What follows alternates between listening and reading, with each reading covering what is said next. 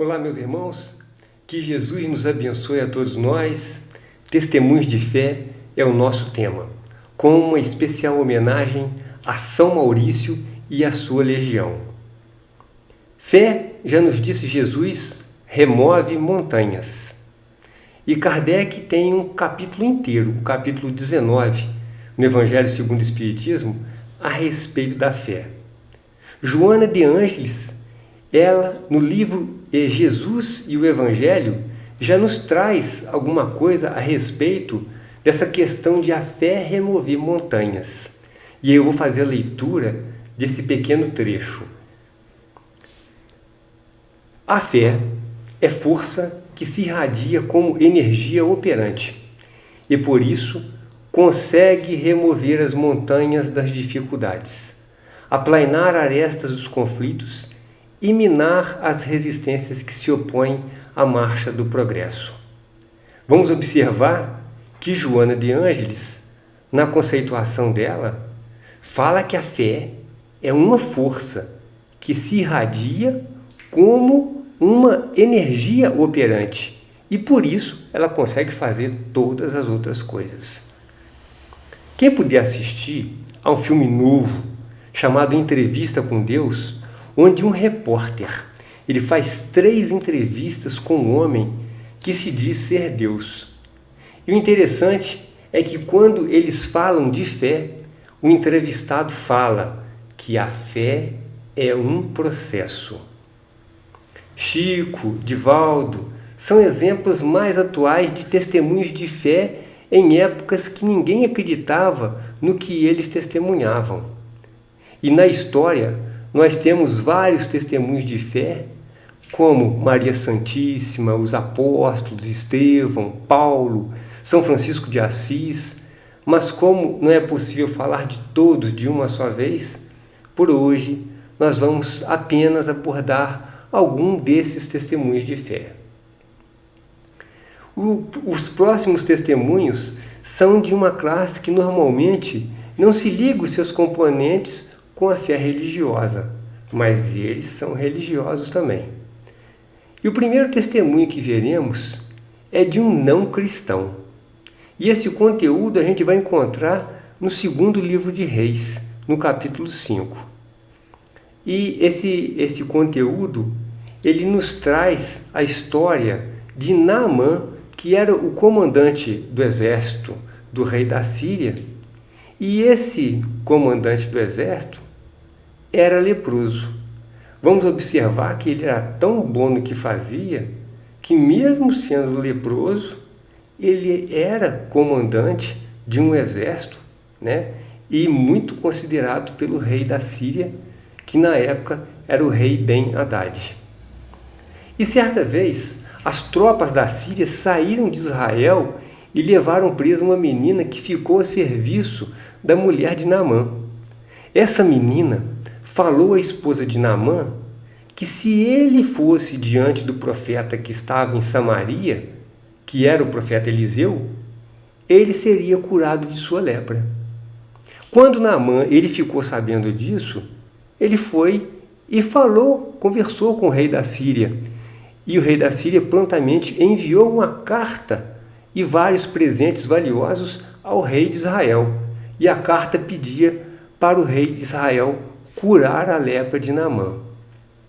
Quando o rei de Israel leu a carta, ele logo em princípio rasgou as suas vestes, o que na Bíblia significa muita angústia e impotência em resolver aquela situação. E ainda pensou até mesmo que o rei da Síria estava procurando algum motivo para se desentender com ele, caso ele não conseguisse curar a lepra de Naamã. Mas quando o profeta Eliseu soube que o rei havia rasgado as vestes, ele pediu que lhe enviasse Naamã para que ele soubesse que havia profeta em Israel. Então, Naamã foi e parou em frente à porta da casa de Eliseu. O profeta não saiu de casa, mas ele enviou um mensageiro que disse: vai e lava-te 7 vezes no Jordão, e a tua carne será curada e ficarás purificado. Naamã, ele ficou um pouco indignado, pois ele acreditava que o profeta Eliseu iria sair da sua casa, invocar o Deus de Israel e passar a mão sobre a enfermidade e ele seria curado imediatamente. Além disso, ele reclamou que os rios da sua terra, a Síria, eram melhores do que os de Israel. Mas, apesar da sua indignação, os seus servos o convenceram a obedecer o profeta. Aí, Naamã desceu e mergulhou no rio Jordão 7 vezes, e conforme a palavra do profeta Eliseu, foi curado. Sua pele ficou como a pele de um menino. E no livro Quando Voltar a Primavera, o espírito Amélia Rodrigues fala no capítulo 12 que Eliseu, o profeta, quando saiu a ajudar, o primeiro leproso a quem curou foi Naamã.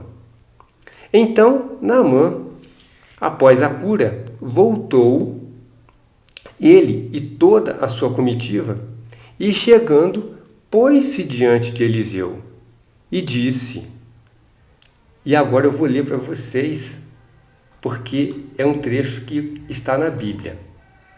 Eis que agora sei que em toda a terra não há Deus senão em Israel. Olhem só a modificação.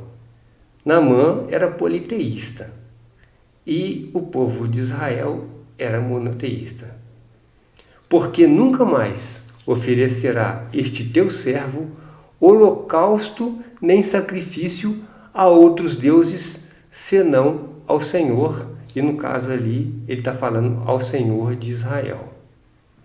E aí eu vou ler também, é um comentário que Joana de Ângeles faz no livro Triunfo Pessoal. E ela nos fala que a fé religiosa, em sua necessidade de harmonização do ser humano, é uma experiência pessoal e intransferível, que pode ser despertada por outrem, todavia tem que ser vivenciada pelo indivíduo. E vamos observar que nessa definição de Joana de Ângeles, ela fala que a fé religiosa é uma experiência pessoal e que não pode ser transferida. E ela pode ser despertada por outrem, conforme aconteceu no caso com o profeta Eliseu e Naamã. Mas ela fala o seguinte, todavia tem que ser vivenciada pelo indivíduo, conforme aconteceu com Naamã. Porque somente ela sendo vivenciada pelo indivíduo é que ela vai provocar modificações.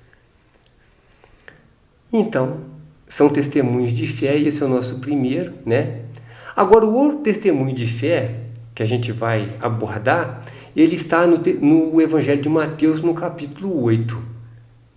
E é exatamente quando Jesus entra em Cafarnaum, quando chega perto dele um centurião e, rogando-lhe, diz, eu vou fazer a leitura porque esse trecho também está já na parte do Novo Testamento. Senhor, o meu criado jaz em casa paralítico e violentamente atormentado. E só para explicar, né, para a gente ter uma ideia, o centurião era uma graduação militar romana que comandava cerca de 80 a 150 homens.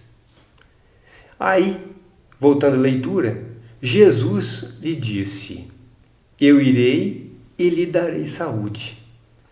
E o centurião respondendo disse, e eu vou ler também para vocês, Senhor, não sou digno de que entres debaixo do meu telhado, mas dize somente uma palavra e o meu criado há de sarar. Pois também eu sou homem sob autoridade e tenho soldados às minhas ordens. E digo a este vai e ele vai, a outro vem e ele vem, e ao meu criado faze isto, e ele o faz. E maravilhou-se Jesus ouvindo isso, e disse aos que o seguiam: em verdade vos digo que nem mesmo em Israel encontrei tanta fé.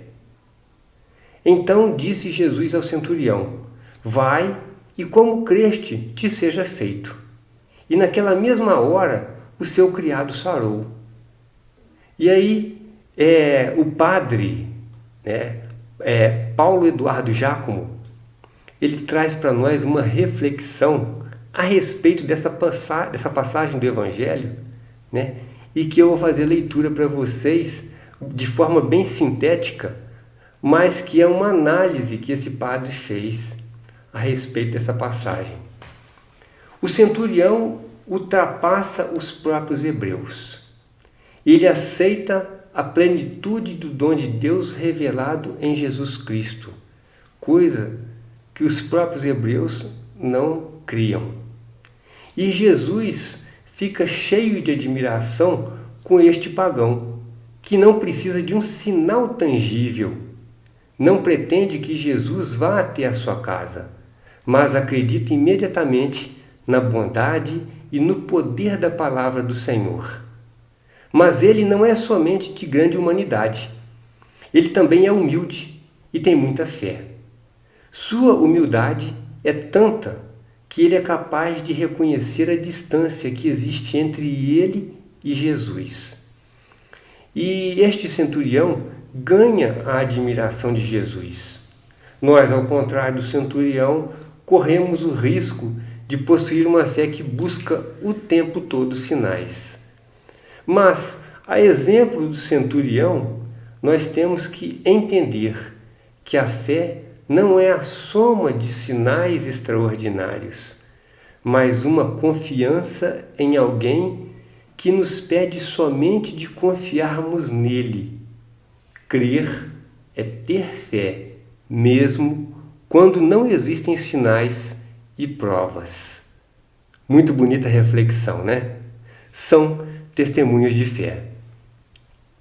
Vamos passar agora para um destes testemunhos que é pouco conhecido e que é o referente ao testemunho de Maurício e da legião tebana. Vamos lembrar também que na época do cristianismo primitivo, um período aí compreendido entre o ano de 33 e o ano de 313 depois de Cristo, os cristãos eles eram muito perseguidos. E para quem não sabe, Maurício ou São Maurício na Igreja Católica, ele também é patrono e guia da Cruzada dos Militares Espíritas, que é o órgão responsável pela manutenção das atividades espíritas dentro dos quartéis das Forças Armadas e também das Forças Auxiliares. E nossa história, ela vai se iniciar exatamente no ano de 286, no final do século III. O Império Romano ainda dominava o mundo conhecido e haviam 2 imperadores. Um deles era Diocleciano, que detinha o título de Augusto, e Augusto era um título de divindade, e o outro imperador era Maximiano, que detinha o título de César, que era um título imperial. Apesar de serem 2 imperadores, o Augusto era maior do que o César. Diocleciano era uma inteligência política e Maximiano era a força militar, era o guerreiro. Maximiano era o governante das Gálias, província romana. E para quem não sabe aonde ficam as Gálias, onde ficavam as Gálias, esse território ele ocupava a França atual, mais a Bélgica, a Suíça e partes da Alemanha e da Itália. E os gauleses, eles não chegaram a formar uma nação coesa, mas se dividiam em tribos que elegiam os seus próprios reis. E aí nós temos duas ligações interessantes, porque quando a gente fala de gauleses, a gente vai lembrar de Galácia e vai lembrar também de carta de Paulo aos Gálatas, né? E a outra coisa é que, conforme diz o Espírito Zéfiro, logo nos primórdios do Espiritismo, né, das reuniões espíritas com Kardec, Kardec havia sido sacerdote do povo celta, cuja denominação de gauleses foi dado por Júlio César quando invadiu a Gália em 58 anos antes de Cristo. E esse Maximiano, no ano de 286, comandando um exército romano, ele transpôs os Alpes e concentrou-se na região chamada Baixo Valais, na atual Suíça, com a missão de sufocar uma rebelião dos gauleses bagaúdas. Esses gauleses bagaúdas, eles eram bandos armados de camponeses sem terra, de escravos, de desertores e também de marginalizados. E era um povo muito fácil de ser dominado pelo exército romano, que era muito organizado, né?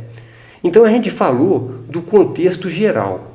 Agora a gente vai falar mais de um contexto particular. Integrava esse exército romano uma legião composta aproximadamente por 5.000 homens e que era oriunda da região de Tebas, no Alto Egito. A legião tebana já havia operado com muita bravura na Palestina, no Egito, na Síria. Então era uma legião muito respeitada. O cristianismo, ele prosperava nessa população tebana, fazendo surgir muitos eremitas e monges que militaram no cristianismo naqueles primeiros séculos. E aí é que vem uma coisa muito importante. Todo o efetivo da legião tebana era cristão.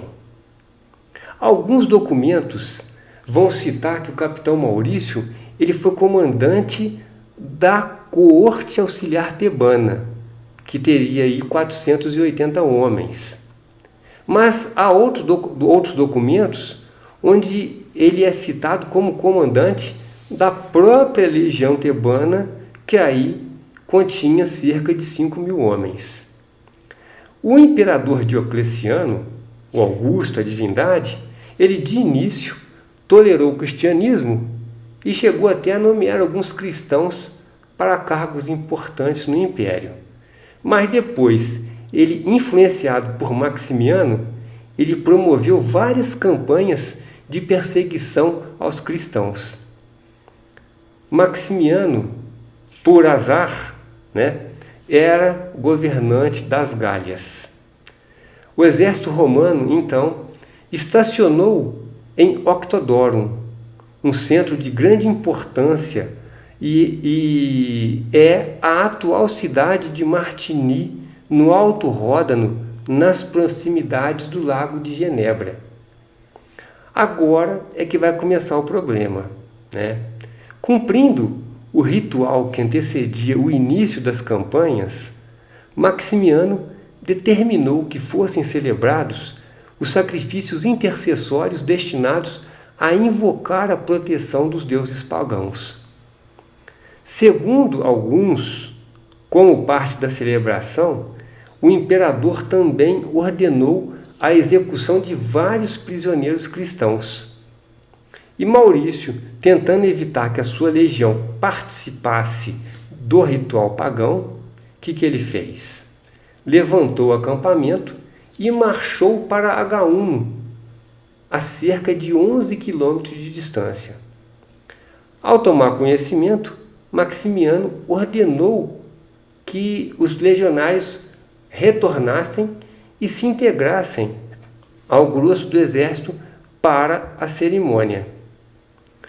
Aí Maurício foi levado à presença de Maximiano e aí falou com ele os seus motivos, e eu vou fazer a leitura porque é uma leitura inclusive emocionante. ele falou assim: somos teus soldados, ó imperador, mas acima de tudo, servidores de Deus. Nós te devemos obediência militar, mas a ele devemos nossa inocência. Preferimos morrer inocentes a viver culpados. Aí, contrariado, o Maximiano ordenou a primeira dizimação, isto é, o sacrifício de um soldado em cada grupo de 10. Em seguida, Maurício ele foi intimado pela segunda vez e aí apresentou as suas razões novamente, falando ao imperador. E aí eu vou ler para vocês também, que são outras palavras com bastante cunho emocional, né, principalmente para o momento. Ele fala assim: somos teus soldados, e não menos servidores de Deus. Sabemos perfeitamente a nossa obrigação como militares, mas não nos é lícito ofender a nosso Criador, que é nosso e teu Senhor. Estamos prontos a obedecer a tudo que não contraria a lei divina.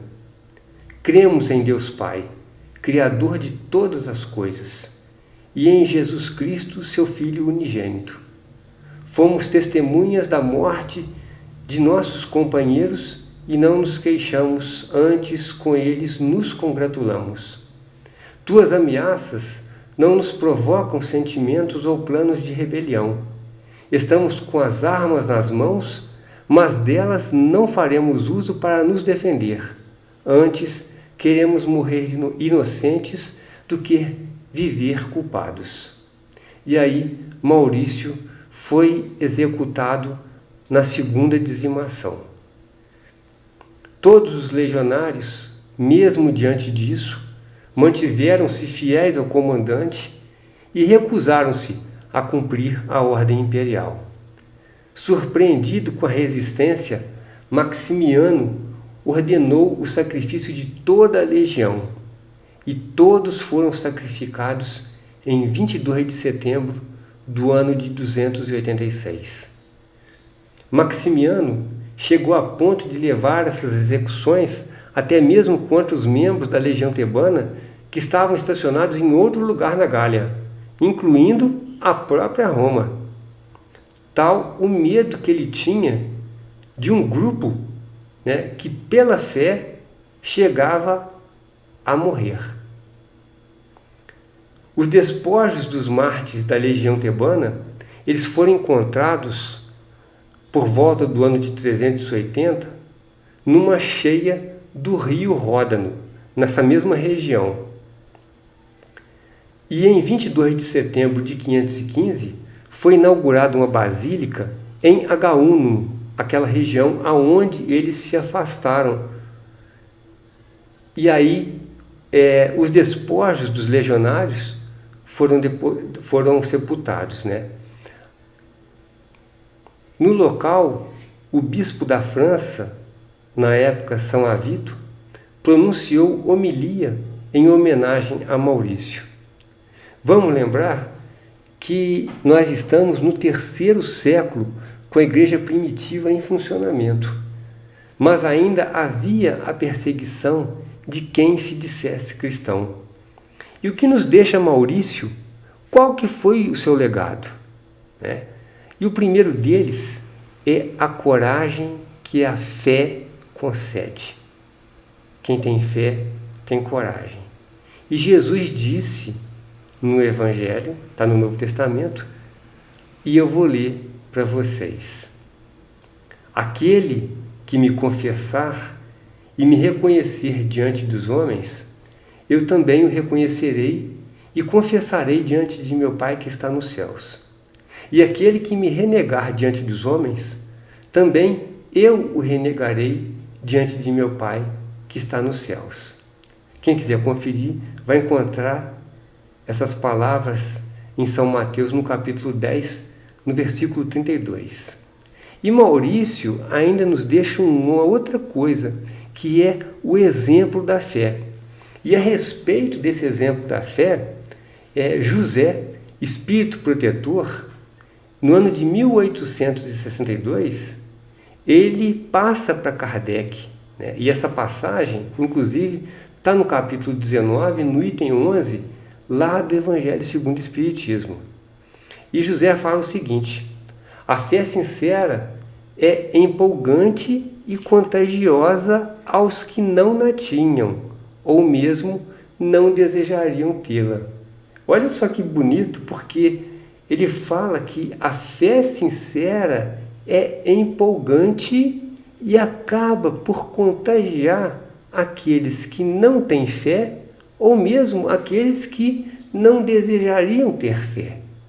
Aí ele fala mais o seguinte, que eu vou ler para vocês: pregai pelo exemplo da vossa fé para incutirdes nos homens. Pregai pelo exemplo das vossas obras para lhes demonstrardes um merecimento da fé. E com relação a isso, né, eu queria só fazer uma observação sobre esse momento que ocorreu com essa tropa que participava, né, do exército romano. No filme Gladiador, o general Máximos, que foi interpretado pelo ator Russell Crowe, ele motivando o seu exército pouco antes da batalha, isso logo no início do filme, ele diz uma frase importante. Fala o seguinte: o que fazemos em vida ecoa pela eternidade. Será que o feito de São Maurício e de sua legião ecoou pela eternidade? Então, é o seguinte: o eco de Octodorum, que é a atual cidade de Martigny, é um referencial de conduta que mostra o poder da fé, a autoridade da convicção que eles tinham e a força que advém do sacrifício que eles fizeram. E aí, por causa disso, né, aconteceram várias consequências. Mais tarde, Diocleciano obriga Maximiano a renunciar e ele acaba por enforcar-se em 310. O filho de Maximiano, Maxêncio, ele é derrotado e morto em 312, abrindo espaço para a coroação de Constantino. Constantino vai ter uma importância muito grande para os cristãos. Em 313, 26 anos depois do sacrifício da legião tebana, o imperador Constantino ele libera o cristianismo. E aí, quem professava o cristianismo deixou de ser perseguido. Mais à frente, o imperador Teodósio, no ano de 380, ele tornou o cristianismo religião oficial. Em 476, cai o último imperador romano, inicia-se a Idade Média, né? E por que a gente está falando de todos esses detalhes? A questão 788 do Livro dos Espíritos, ela nos explica o destino de impérios como o Império Romano, que a gente acabou de citar, e de tantos outros, né? Qual é o destino desses impérios? E a pergunta de Kardec é a seguinte para os espíritos. Eu vou fazer a leitura aqui.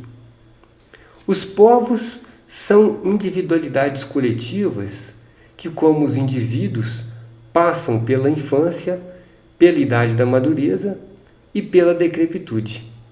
Esta verdade, que a história comprova, não será de molde a fazer supor que os povos mais adiantados deste século terão seu declínio e sua extinção como os da antiguidade? Aí Kardec recebe a seguinte resposta dos espíritos: para os povos, como para os indivíduos, há a vida da alma. Os povos cuja grandeza unicamente assenta-se na força e na extensão territorial nascem, crescem e morrem, porque a sua força se exaure como a de um homem, e aquelas cujas leis egoísticas obstam ao progresso morrem.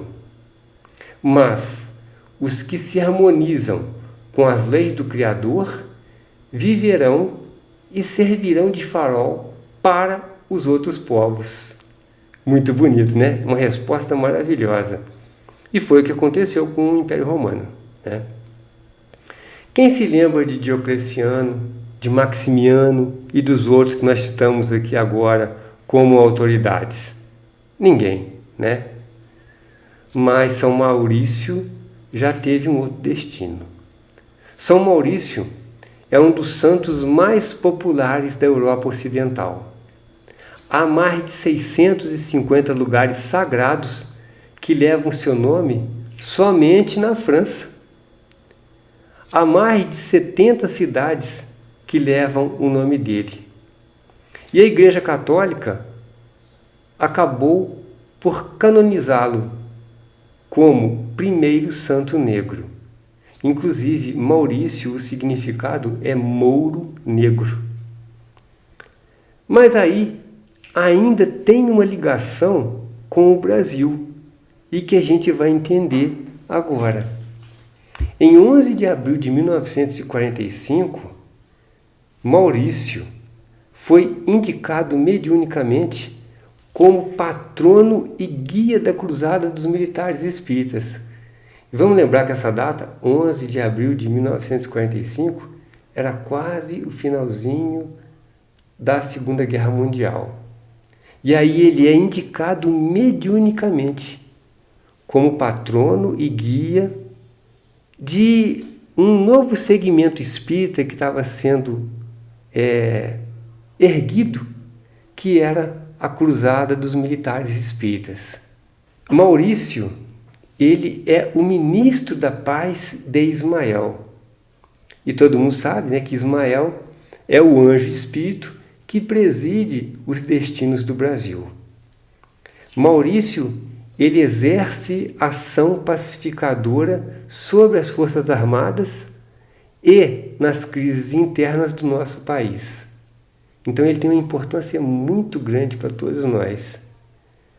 E aí vem também uma observação sobre esses santos, esses mártires que a gente acabou de citar, né? E tantos outros também que passaram na época do cristianismo primitivo, né? E também até depois disso, na própria Idade Média. Então esses santos e esses mártires, eles possuem essa característica de defender os seus princípios até o sacrifício da própria vida. O que os identifica é o destemor, o heroísmo e a persistência no bem. Dessa forma, Maurício e os seus comandados, eles passaram à posteridade como mártires do cristianismo. Nossa homenagem, Ave Maurício. São testemunhos de fé. E no livro No Rumo do Mundo de Regeneração, um livro recente, né, uma psicografia do nosso irmão Divaldo Franco e de autoria do espírito Manuel Filomeno de Miranda, o autor, né, o Manuel Filomeno de Miranda, ele indaga ao Francisco Spinelli, que era o responsável pelo grupo de trabalho deles, um fato que ele havia observado desde a chegada à instituição em que eles se encontravam alojados. Ele notara uma particularidade especial. Qual que era essa particularidade? A presença de muitos espíritos dedicados ao bem que foram na Terra os inesquecíveis templários. Aí ele obteve a explicação e passou para nós, e eu vou fazer a leitura para ser bem fiel ao que ele explicou. Por volta de 1119, um grupo de 6 cavaleiros, sob as bênçãos do governador de Jerusalém, reuniram-se para trabalhar em favor das pessoas sofredoras e para protegerem a cidade, na condição de humildade e de pobreza. Posteriormente, por volta de 1128, foi apresentada no Concílio de Troyes a Ordem dos Pobres Cavaleiros de Cristo e do Templo de Salomão. Envolveram-se em diversas batalhas e eram constituídos por cavaleiros europeus e monges com formação militar. Eles foram poderosos, o que despertou inveja em alguns países, que passaram a temê-los e a persegui-los, como ocorreu com Filipe IV da França, que os prendeu e mandou queimá-los em 1307. Por sua vez, o Papa Clemente V não ficou atrás não. Ele resolveu dissolver a ordem, acusando seus membros de perversões sexuais, feitiçaria e outras aberrações para a época, e aí eles foram queimados vivos e a ordem encerrada em 1312.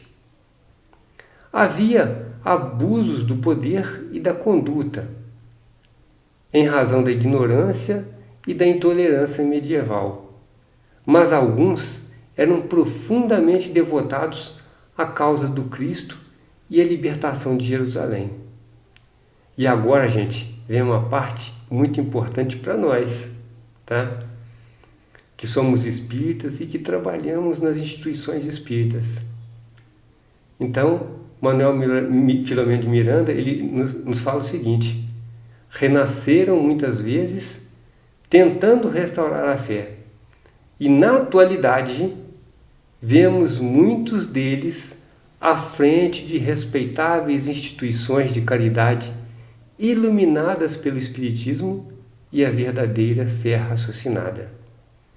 E outros deles permaneceram no mais além, vinculados aos seus cômpares que estão no mundo e tornam-se protetores desses abençoados núcleos de amor que atendem com coragem, abnegação e renúncia, tal como aquele em que eles se encontravam. A sociedade, aí ele ainda completa aqui: a sociedade na qual nos encontramos tem as suas raízes nas obras de São Francisco de Assis e de Hugo Penhens, um dos fundadores da Ordem dos Templários.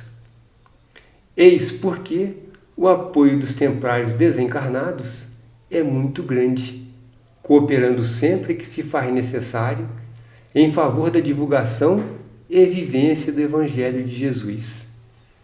Através da história, eles sempre estiveram auxiliando desde a erraticidade, auxiliando os trabalhadores do bem e investindo na dignificação da crença e no trabalho de libertação das paixões humanas.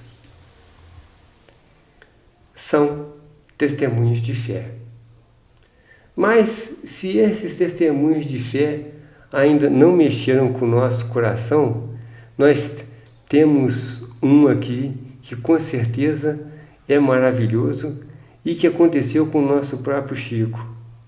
E é um relato contado pela preletora Maíse Braga, em que ela conta que o espírito mais iluminado que o Chico Xavier havia visto foi um soldado romano que foi acusado pelas autoridades romanas de esconder Jesus quando Jesus desapareceu por alguns dias.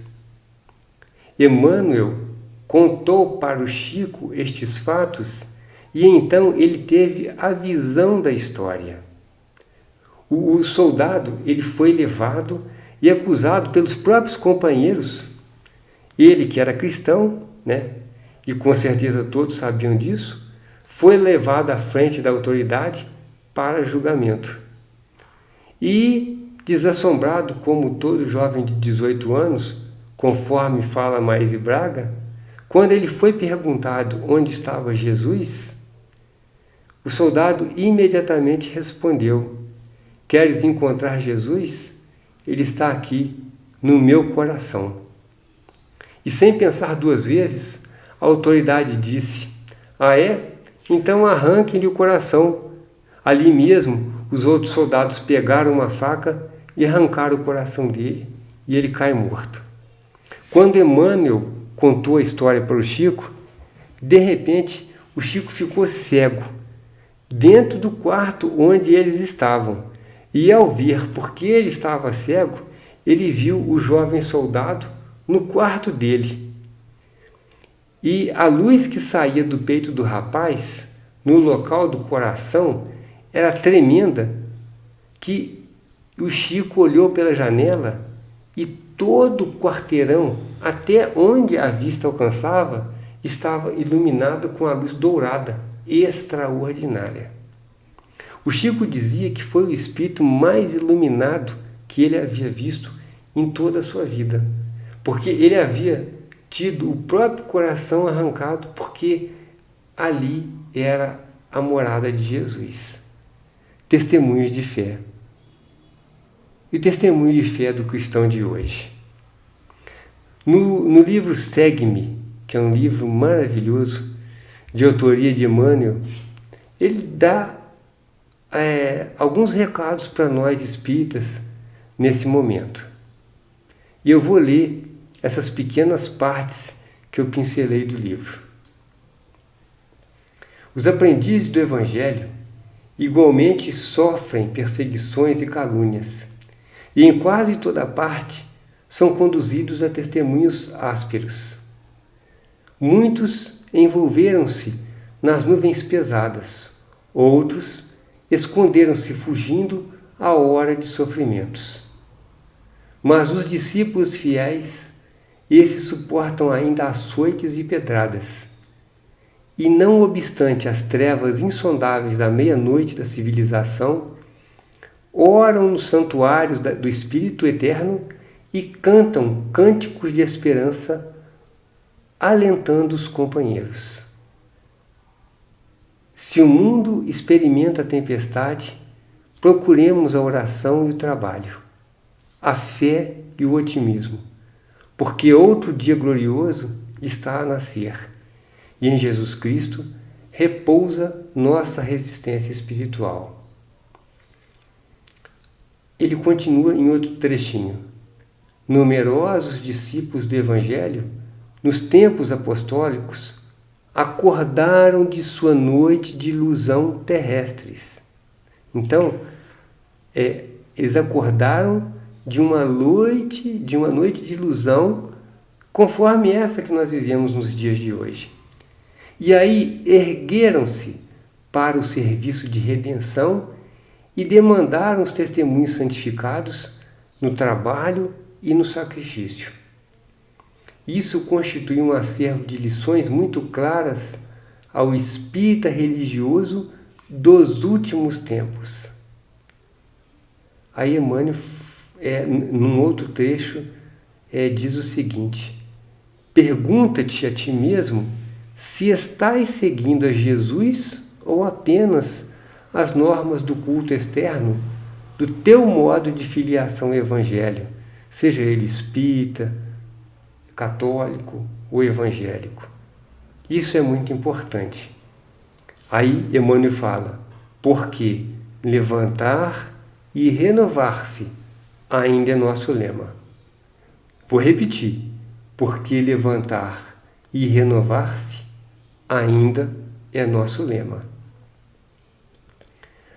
Ele comenta em outro trechinho, o coração do discípulo fiel ao Evangelho, nos dias que passam, deve revestir-se com a vigorosa couraça da fé viva, porquanto é chamado a trabalhar numa floresta escura.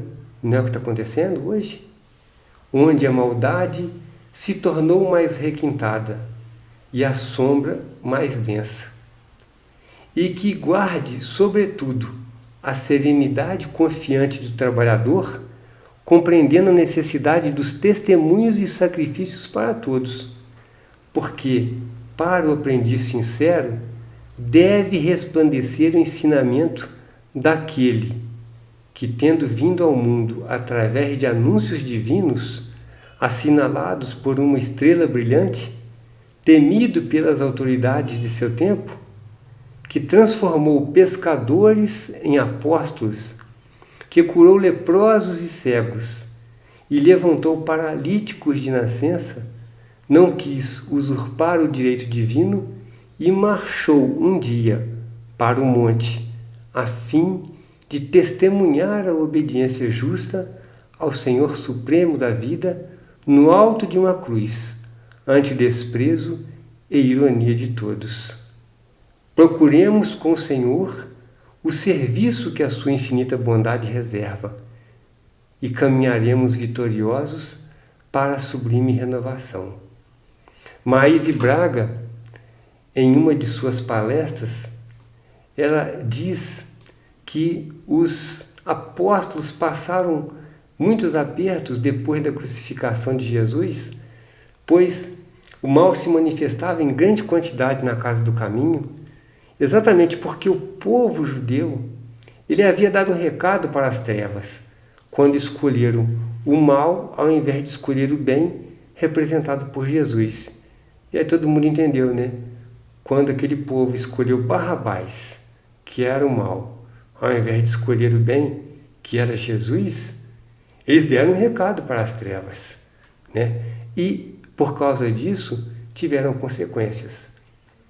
E segundo as informações de Bezerra de Menezes, numa mensagem psicografada na FEB, nós já estamos trabalhando desde 2010 nas primícias do mundo de regeneração. Ou seja, nós já estamos há 12 anos nesse início do mundo de regeneração. E qual é o recado que nós espíritas estamos dando nos tempos atuais com o nosso trabalho? Fica a pergunta, né? E o nosso testemunho, né? Como é que fica? Como é que fica o nosso trabalho nos dias de hoje? Isso é uma coisa que a gente deixa a pergunta para que a gente possa fazer uma reflexão. Em Hebreus capítulo 11, no versículo 1, diz para a nossa meditação, tá? Exatamente em Hebreus, no capítulo 11 e no versículo 1. Ele dá uma definição sobre fé. Ora, a fé é o firme fundamento das coisas que se esperam e a prova das coisas que se não veem. E aí, minha gente, a gente tem que colocar essas coisas em nosso pensamento, em nossas orações diárias, em nossas reflexões. Se o mundo experimenta a tempestade, conforme as palavras de Emmanuel, procuremos a oração e o trabalho, a fé e o otimismo, porque outro dia glorioso está a nascer e em Jesus Cristo repousa a nossa resistência espiritual. Que Jesus nos abençoe e que possamos contribuir com o nosso trabalho para esse momento de regeneração da humanidade. Muita paz, fiquem com Deus.